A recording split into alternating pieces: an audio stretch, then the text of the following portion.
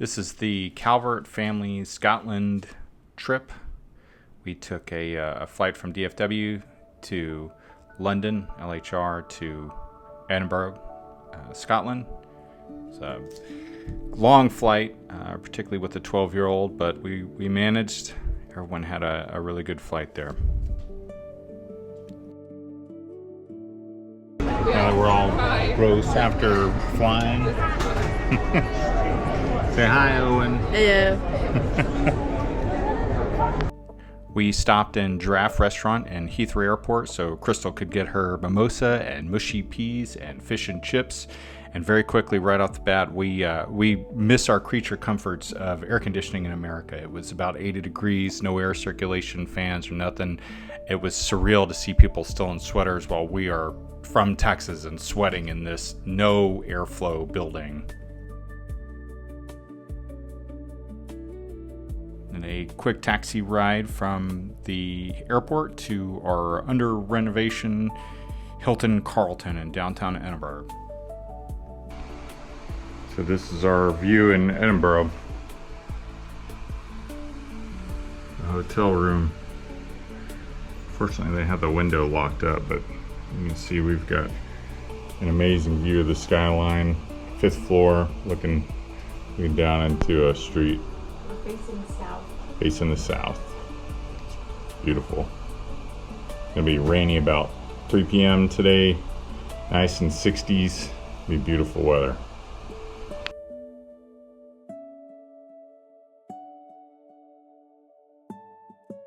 We stopped at this World's End restaurant, and I found it pretty interesting that they called out fine meads, wine, and ales at the top. As a mead brewer myself, I thought that was great.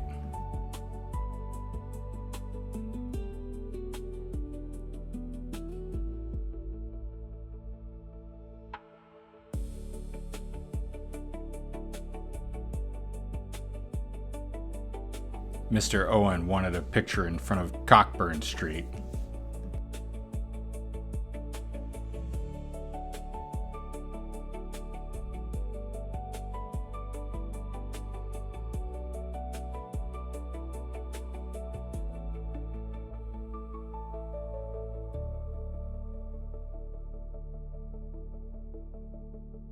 We woke up to a wonderful surprise with a breakfast mimosa bar.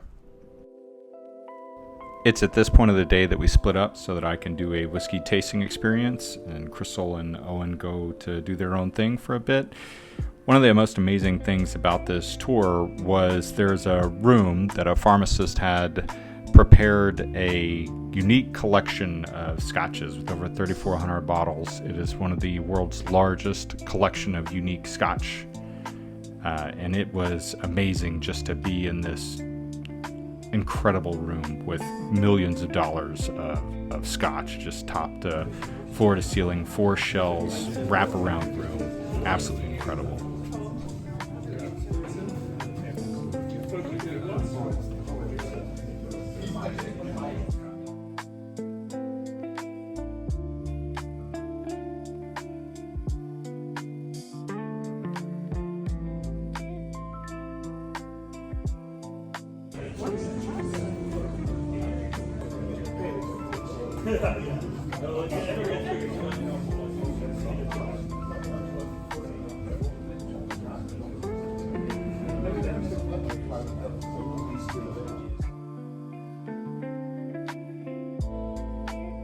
So Crystal and Owen managed to find Greyfriars Kirkyard Cemetery, which has tombstones from the 1400s. Outstandingly built monuments to people that it's hard to find their stories anymore. Even in reading this, you can see that things are just they've worn down over hundreds and hundreds of years. But just an amazing architecture. We met up later to visit the cemetery together.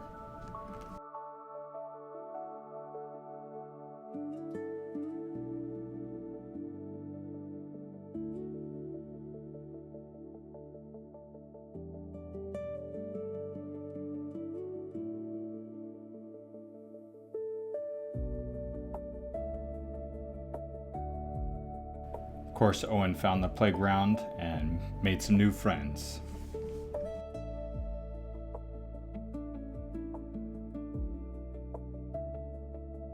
course, right in front of the playground, they were selling champagne.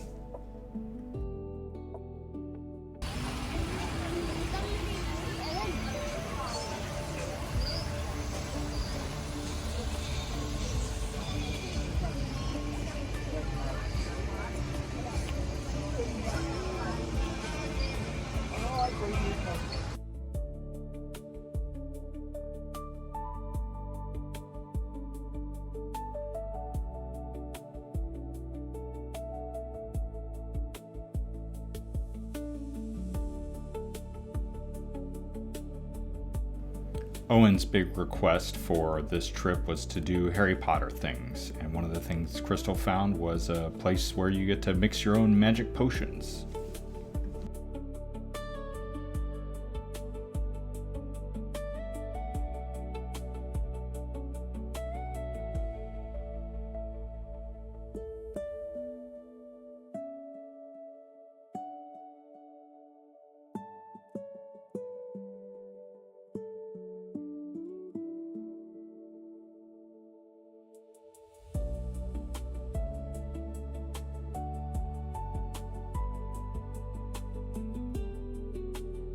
I think I have a second. If you have any What's questions, that? if you have this way, but we're It says take the conical flask with the broken star crystals and add your beaker of sunlight, of liquid sunlight, with one Yeah, eye. that's changed color a little bit.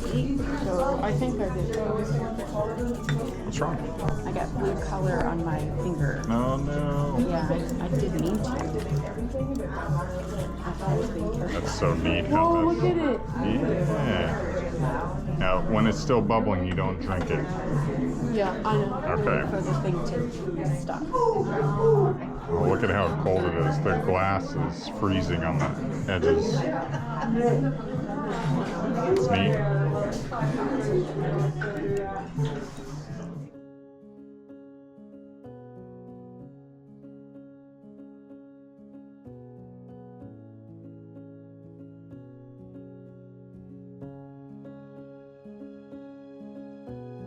Our next stop was the Elephant House, where J.K. Rowling wrote most of her first book.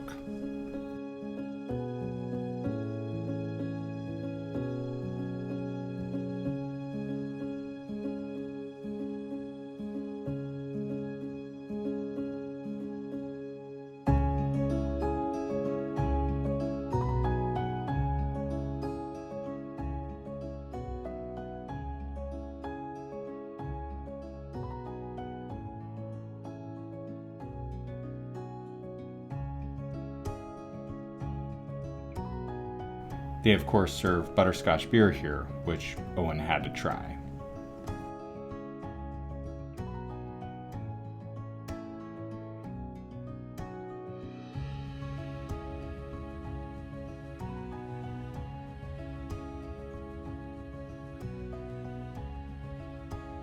Crystal made reservations for us at the Almanac, and it was a wonderful dinner, complete with a massive list of scotch to try.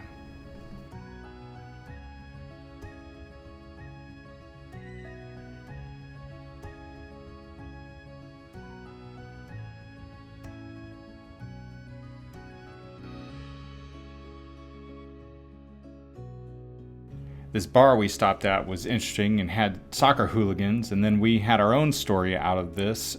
We sat down with a couple of beers, and Crystal's beer exploded. They had poured cold beer into a hot glass fresh out of the dishwasher and shattered and surprised everybody. Made a big mess on her. We were fine, but it was an interesting start to our bar hopping for that evening. One of Crystal's big ambitions here was to see as many Outlander places as she can, and she found Jamie's print shop.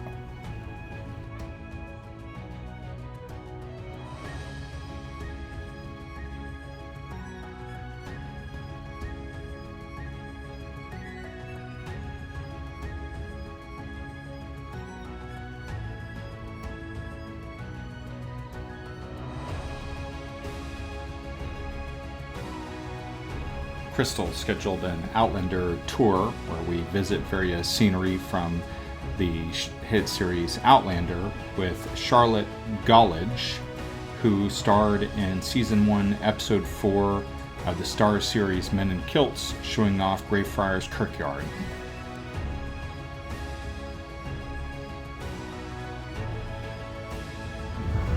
That's a lot of probes that you're seeing. So, Coming up is Mid-Hope Castle, one of the Outlander tour destinations. And it was so interesting to see people dressed in old-timey costumes to take photos as if they were in the Outlander show. So this was one of the many Outlander tour stops.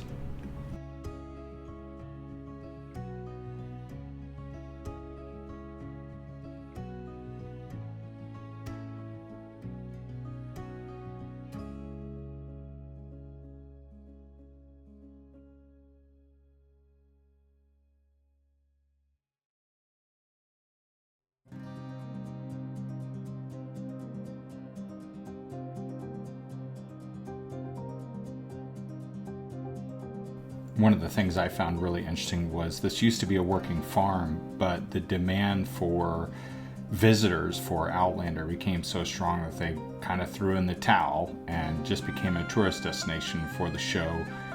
They retained some of the outfits and some of the scenery materials just to keep visitors entertained.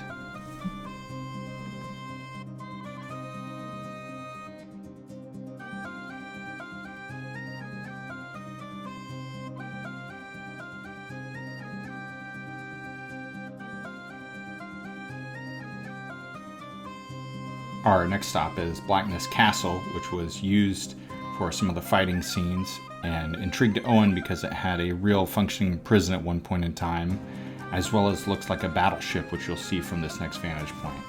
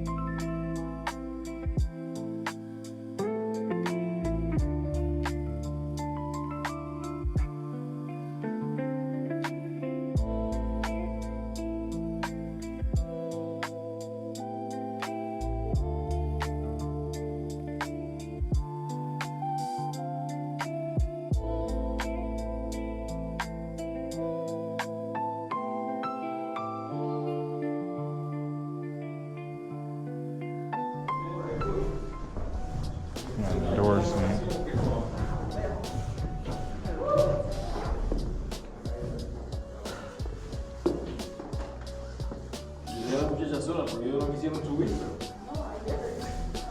Coming up here, you can just see how incredibly tight these stairs are.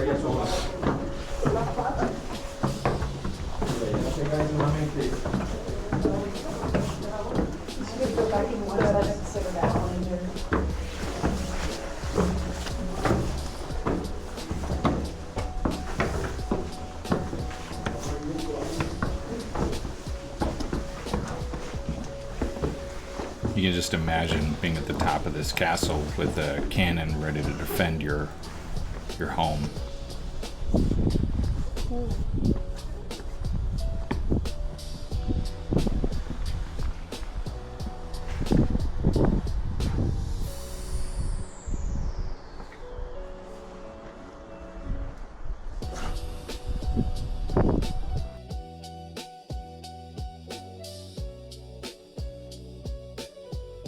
Coming up here, Charlotte told us to get our cameras ready for the Kelpies, known as Duke and Baron, a monument to the workhorses that made Scotland what it is.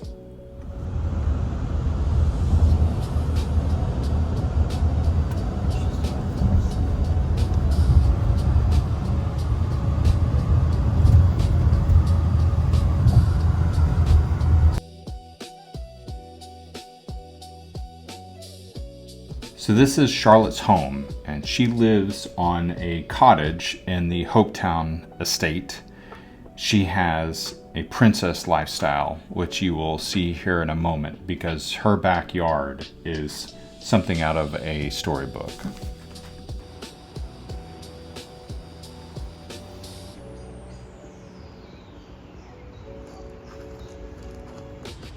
This is where our tour guide Charlotte lives, and this is the view she gets to wake up to every day.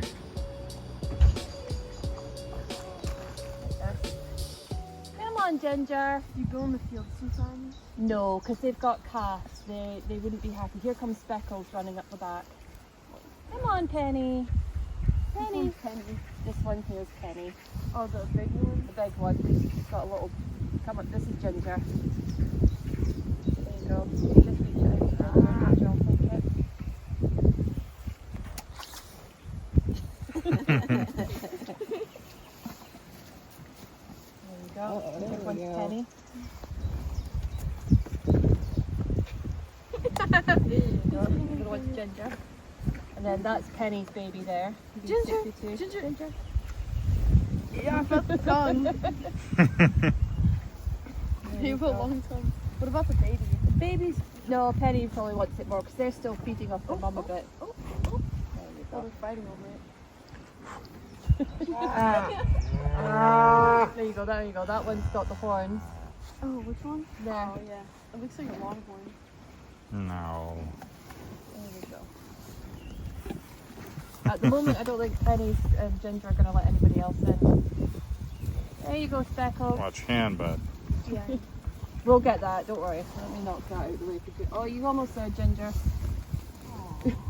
After feeding the cows, she tells us she has foxes, rabbits, squirrels, pheasants, other birds, and cats on her property, and they all live together in harmony.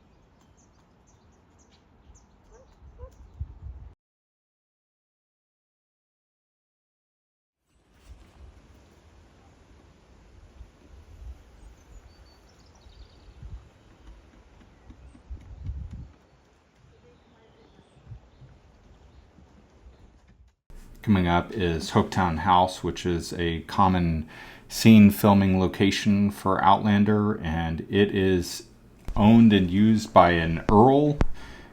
It is immaculate, huge, staffed with volunteers willing to tell the story of rooms and articles and all kinds of amazing things within this home.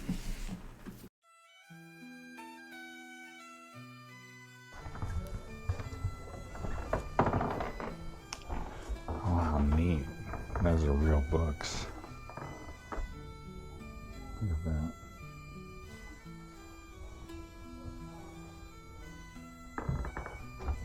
Arabian Nights?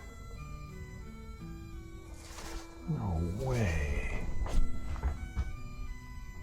It's probably like first printing. Oh my God, they've got Don Quixote.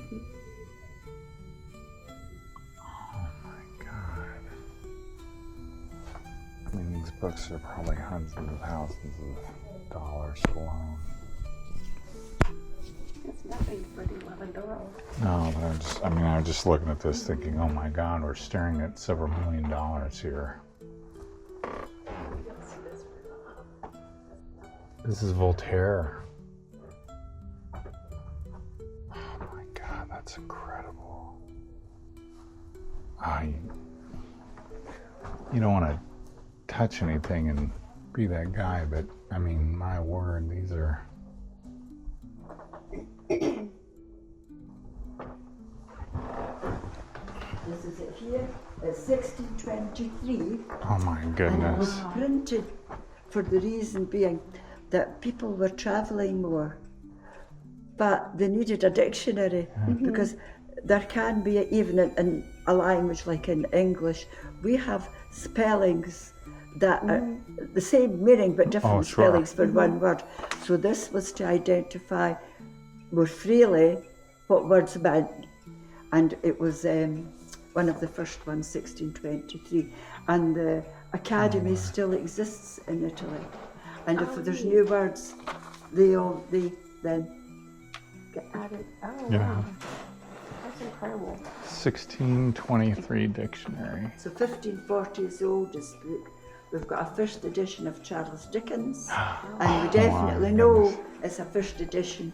It's Tale of Two Cities because there was a misprint in the printing of the book, and they printed a page wrongly, numbered it wrongly. So we've got it, Oh my and goodness. that was the first edition. That's neat. Oh, There that's you are. incredible.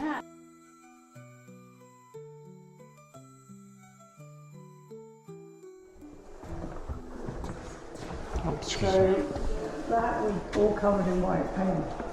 Oh, wow. And so they didn't know there was a painted picture up there. Oh goodness. And the thing about that was the house was built late 1600s, but there were pictures here, but they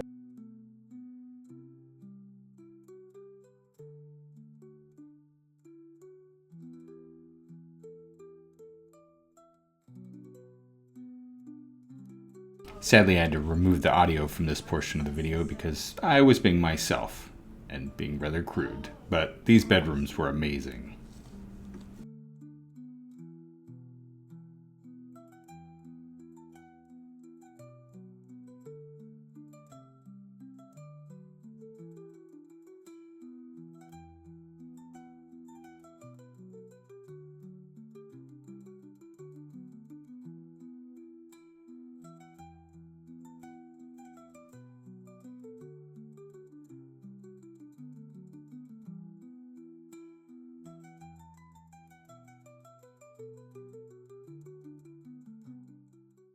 The view from the available balconies here was amazing. We honestly could have spent an entire day here. There are hikes that you can take, guided hikes. There's acres to tour, just an amazing home, ballroom, hunting rooms, just incredible, incredible scenery.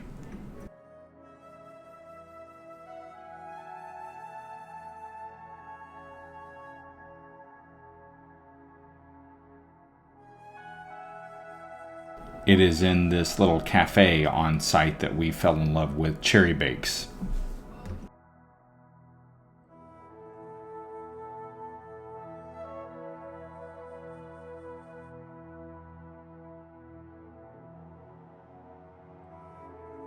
Sadly, we did have to leave, with the next destination in our Outlander tour being Fake Inverness or Falkland.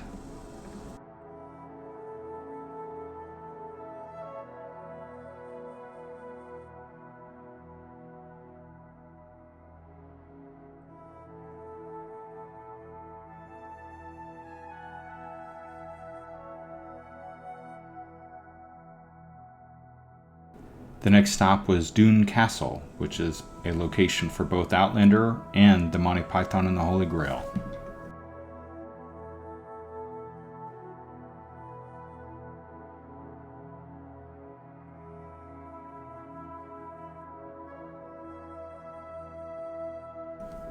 course, we found this fireplace amazing because our 12-year-old son can stand inside of it.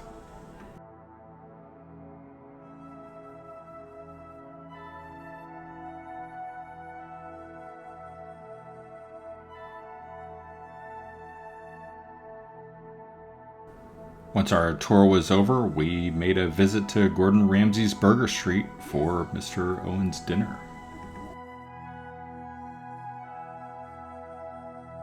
After dinner, Owen wanted to visit the hotel room and play on his iPad while Mom and Dad went to have some scotch.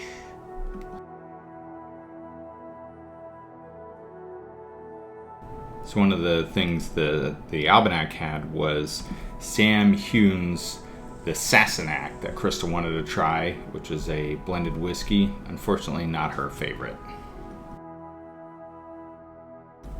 Our next day was just kind of a chill, relaxed day in Edinburgh.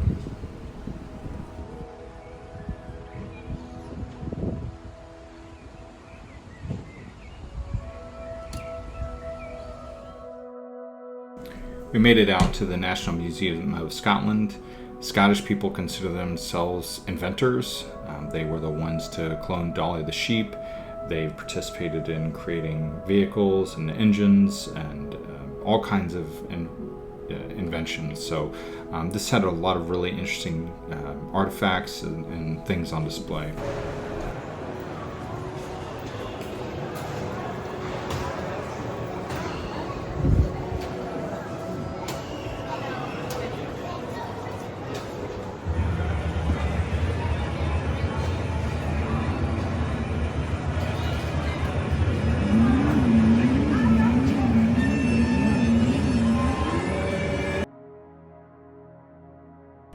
The view from the top of this museum is incredible. You can see the entire city skyline from the top.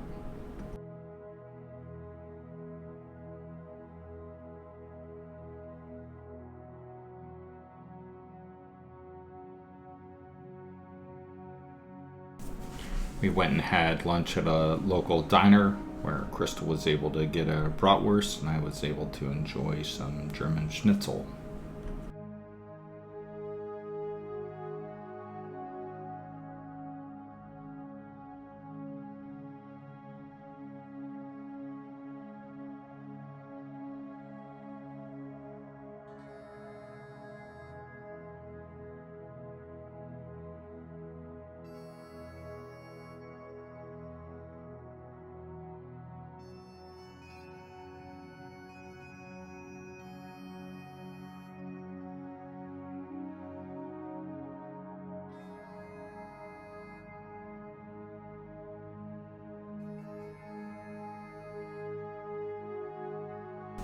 It's amazing just how many scenic views are available in Edinburgh.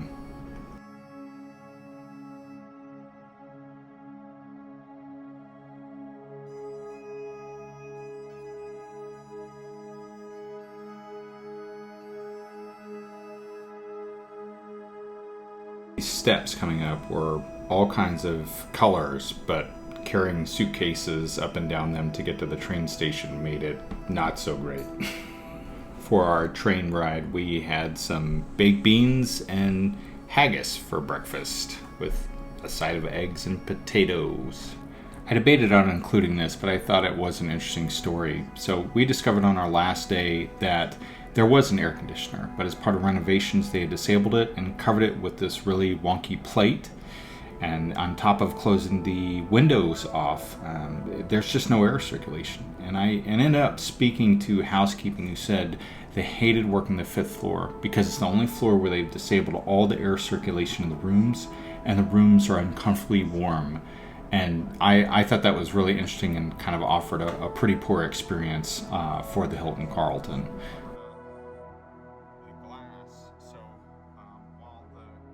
So this day is all about getting from Edinburgh to Oban by train.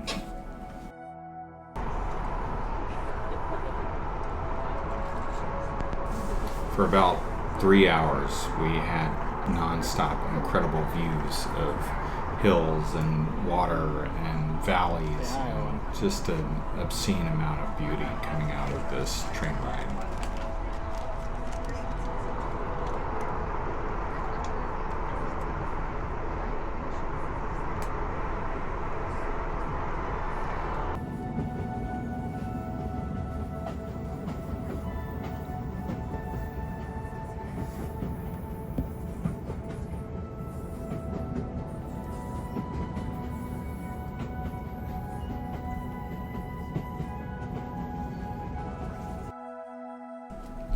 We actually had 2 train rides. The first one was Edinburgh to Glasgow Queen Street, and that was about a 40-minute train ride, and then a 3-hour train ride from Glasgow Queen Street all the way to Oban. Our train ride took us past another castle known as Kitchern Castle.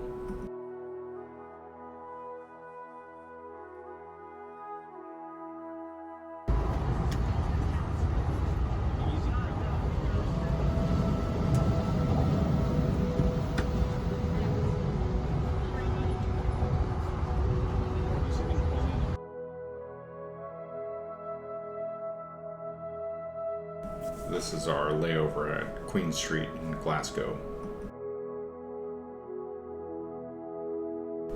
While Owen and I sat and guarded the luggage, Crystal went and explored and found the train platform where they filmed some of Avengers: Infinity War.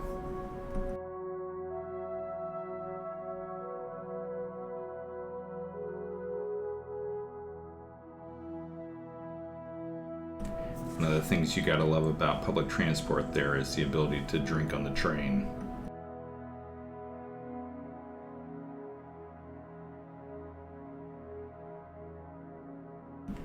Made it to Oban, and the weather was beautiful, and we couldn't have asked for a better day.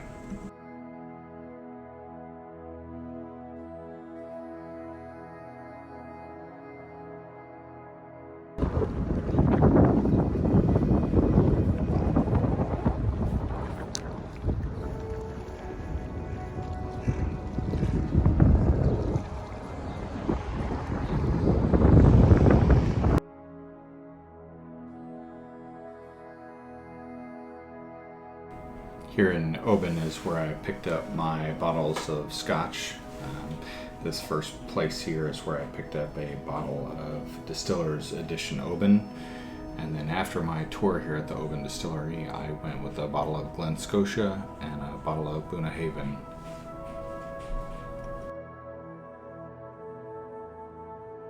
For dinner in Oban, our first night, we had the Waterfront Fish House.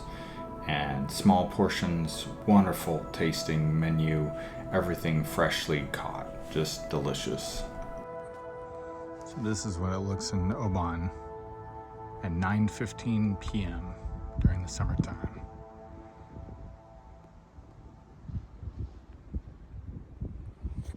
This is 9:15 p.m. That's crazy.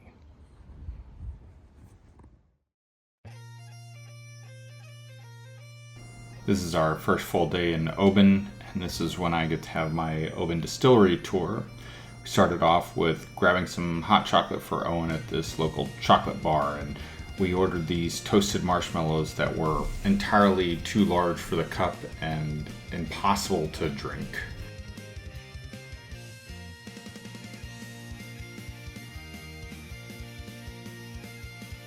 Most restaurants and stores were very dog friendly. They had dog water bowls outside, and it was really neat to see these well-mannered, well-behaved dogs just out in public.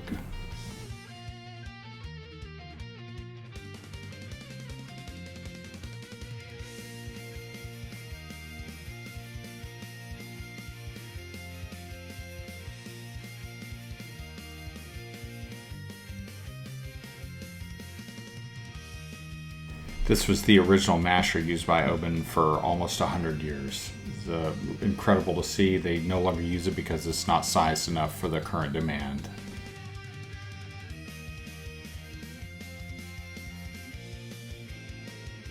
So the distillery is landlocked and was going to expand, but upon starting to remove some of these cliffs for expansion, they discovered caves which had bones 4,000 to 7,000 years old from the Bronze Age, and they decided to stop the expansion. Funny thing here, we weren't going to have Owen with us. We actually left him in the shopping area at the Oban Distillery, and they came and brought him to us and said that children are not allowed in the bar area, even if it's a bar area where they're selling knickknacks and t-shirts and other things. So they had some very tight laws, I guess, and we could not leave Owen behind, so he had to enjoy the tour with us. And apparently these copper stills here, which I was really impressed with, have to be replaced every 10 years, and you can see the patchwork of the repairs that they've done to keep them going.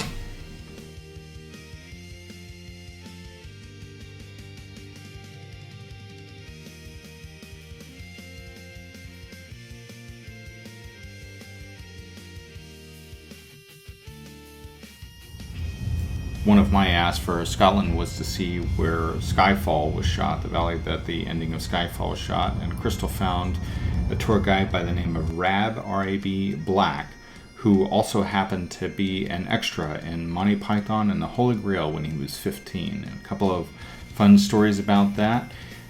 First, he thought it was a terrible movie when he was young, didn't like it at all. And then he also said that he had food from a food truck, which for the first time in his life he found out what real delicious food tasted like and couldn't go home and tell his mom because he didn't want to upset his mom about her cooking.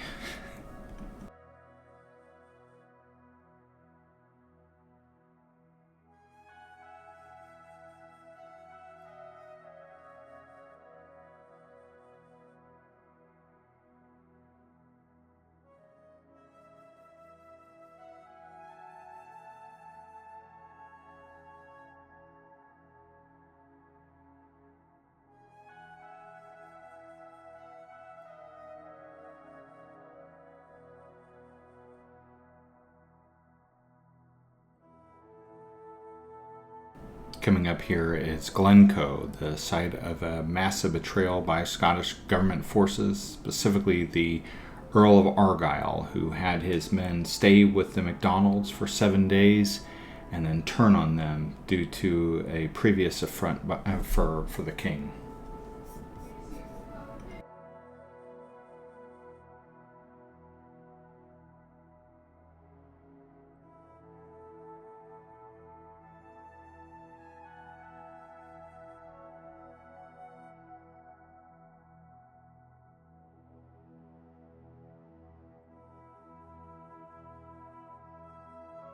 At this visitor center, they had built this turf house from locally sourced resources in the same manner that homeowners would have built in Scotland.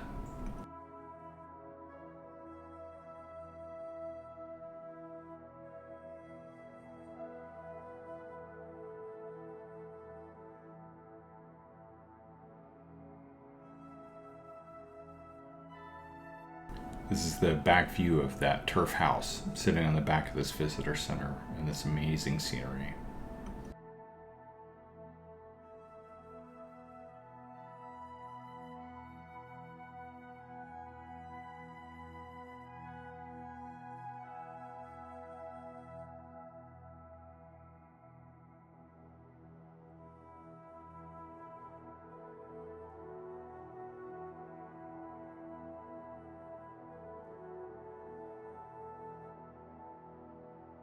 These locations are on part of the tour to get to Glen Etive, where Skyfall was shot.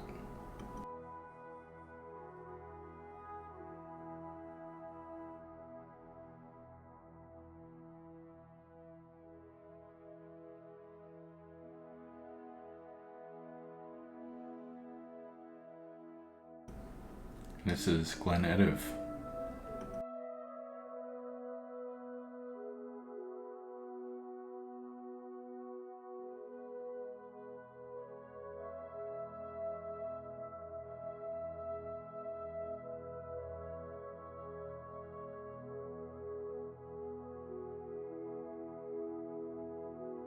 We stopped for lunch at King's House, where we enjoyed incredible views, and a light rain started in the middle of our lunch, and it just added to the ambience of being in Scotland.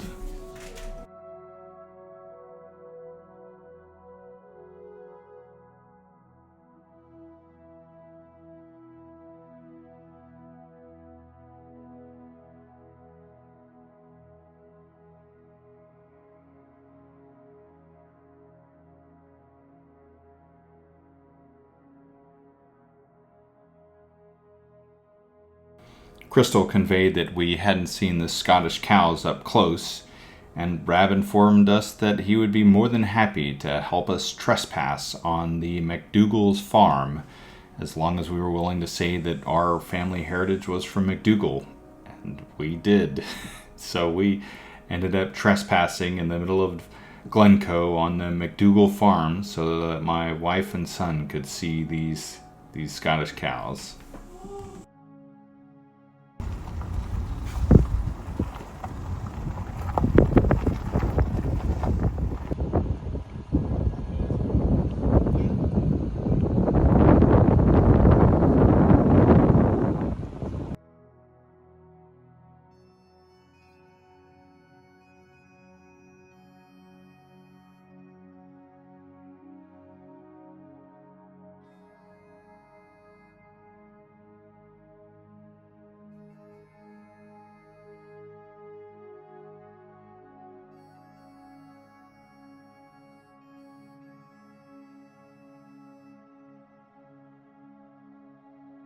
On our way to St. Conan's Kirk after leaving the farm, Rob pulled over so that we could see these really majestic rapids coming down off of the mountain.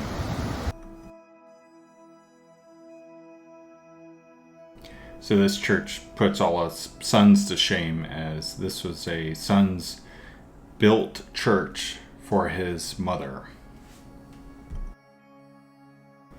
Rab told us an interesting story about this lion. You can see that the chin is discolored, and that is because the chin of the lion was broken and then some 20 years later was repaired, and it's believed that one of the children that broke it ended up learning stone repair and repairing it later in life.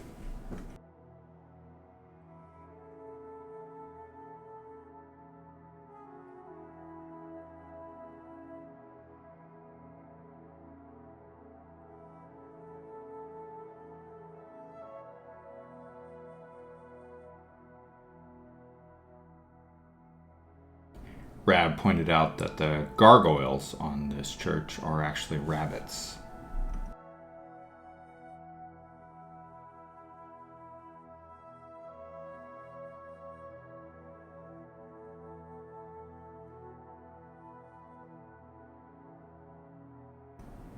This is the only picture we have of Rab with the family, and we wish we'd have taken more. The stained glass pictures in this church were incredible, and the lighting was perfect for the day to give just kind of a soft glow, soft hue to some of these works of art.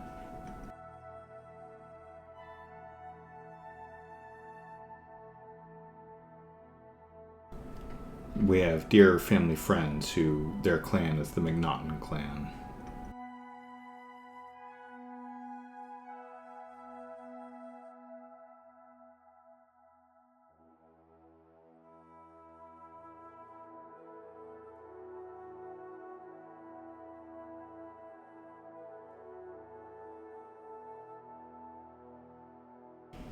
The next day we took a ferry ride, actually multiple ferry rides, to the Isle of Mull, followed by the Isle of Iona. We had to take a bus in the middle of it, but really interesting tour to get to this remote location where you can see puffins.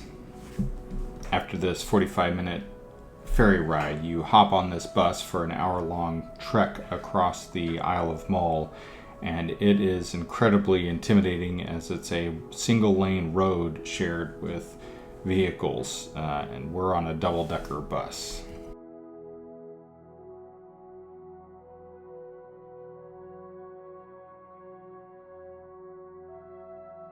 After the second ferry ride, we arrive at Iona, where we discover this Iona Abbey, as well as a MacLeod family home, which is MacLeod is my wife Crystal's family's clan.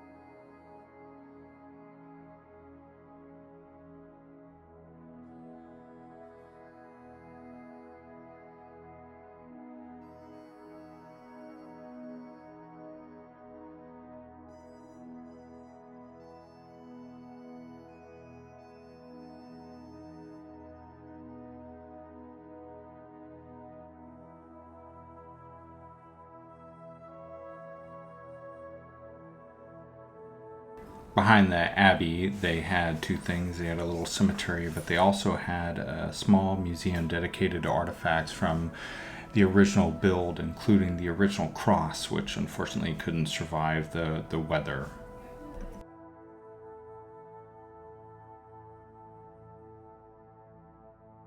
The stonework was incredible everywhere you looked.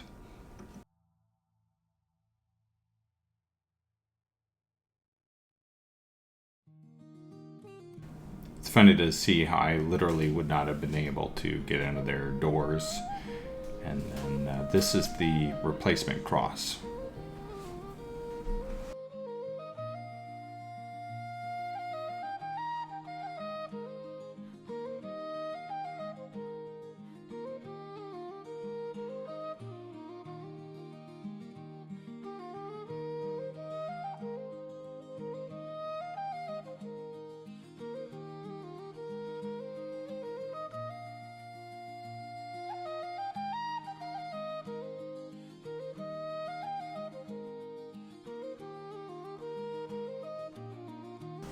After visiting the abbey, it was time to head out to the bay to go find some puffins. Unfortunately, our boat ride to see the puffins was a bust. We ended up getting on a boat and the waves were too high and water too choppy. Unfortunately, multiple people ended up getting sick just trying to get out there, and the reality was that he couldn't pull into the island to let us off, and the distance between us and the puffins was too far to see without binoculars, and we didn't bring binoculars. Fortunately, some people shared with us, but we couldn't get good pictures, and we really couldn't get a good view. They didn't want to interrupt the mating season for the puffins, so they wouldn't get very close to them.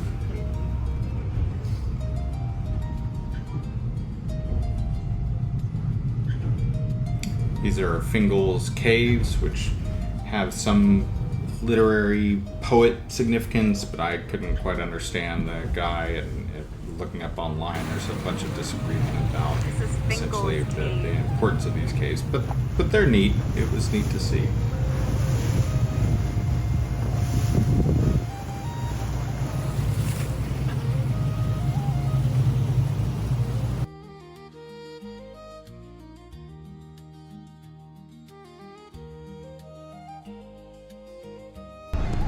Say hi.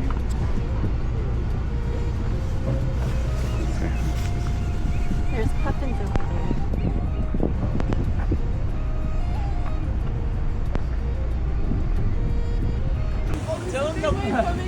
Owen is having a great time on this choppy water, but just next to us, just out of frame, are people losing their lunch over the side.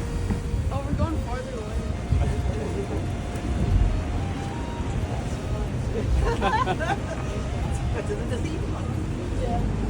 I take a moment and get a full zoom off of my iPhone just to get as much picture as I can, and manage to snag a few good ones.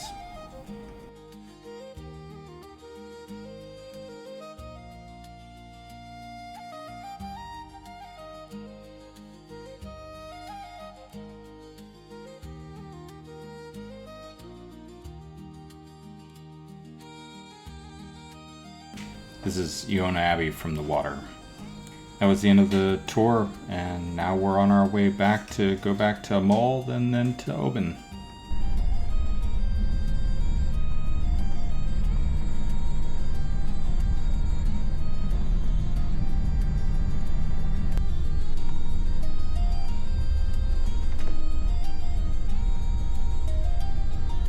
Our bus driver pulled over so we could all get some pictures of this very just gorgeous valley.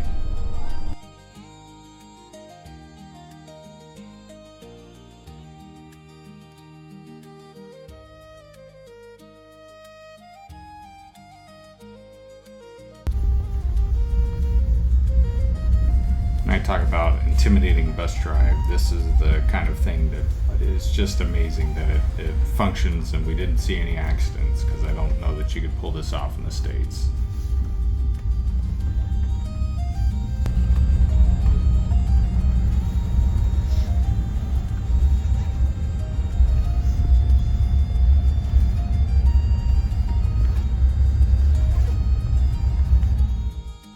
begin our train ride back to Edinburgh before we head home the following day.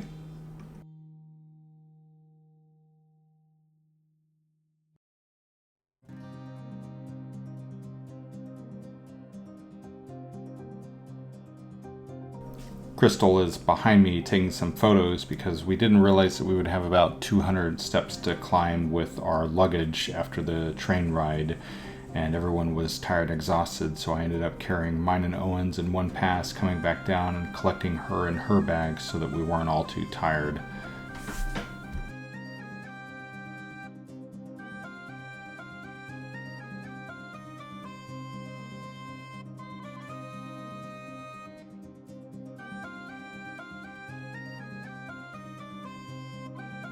In the evening, Owen wanted to stay at the hotel, and Crystal and I went out to do some exploring, and we found ourselves at St. Giles Cathedral listening to live organ music.